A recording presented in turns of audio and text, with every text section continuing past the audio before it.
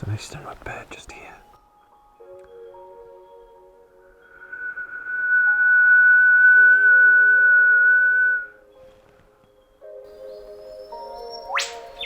There you go.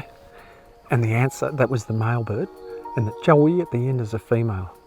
My name's David Lindenmayer. I'm a professor of ecology and conservation science at the Fenner School of Environment and Society at the Australian National University.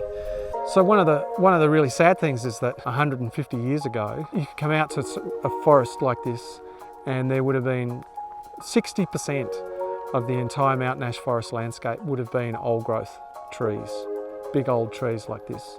Now, with widespread logging, repeated fires, and then post-fire salvage logging, the landscape now supports 1.16% of these old growth forests and large old trees, and that's a disaster.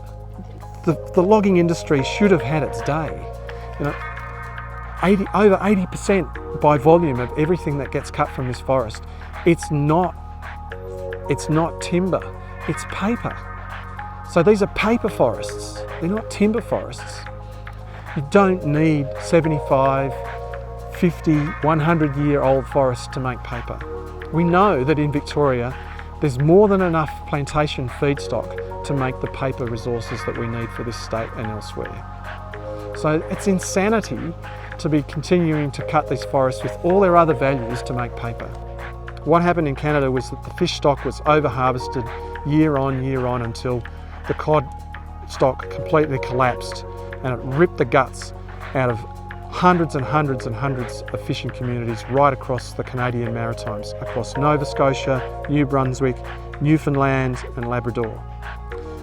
And they knew for many years that that cod stock was being hopelessly overfished. We know in this case, in the Central Highlands forests, the same thing is happening. We have known for many years that these forests have been overcut, overlogged.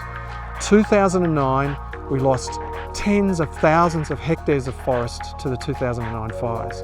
Yet at no stage has there been any serious attempt to reduce the intensity of logging, the amount of logging in these forests, which mean that the smaller amount of green forest is now being cut harder than it's ever been cut, which means we're driving ourselves to the cliff much faster than we were doing before.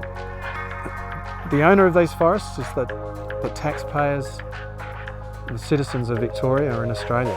These are public forests, and my sense has been increasingly over the last 10 to 15 years is that when you have a public asset, you need to manage that public asset for the maximum public good. And these are now some of the best studied, best understood forests anywhere in the world. And unfortunately, that understanding also indicates that they're some of the most poorly managed forests in the world. The values of these forests for water, for biodiversity, for carbon storage, and for tourism far exceed the value of these forests for paper production. What I want from the public is to support this process for fundamental change in the way these forest landscapes are managed and conserved.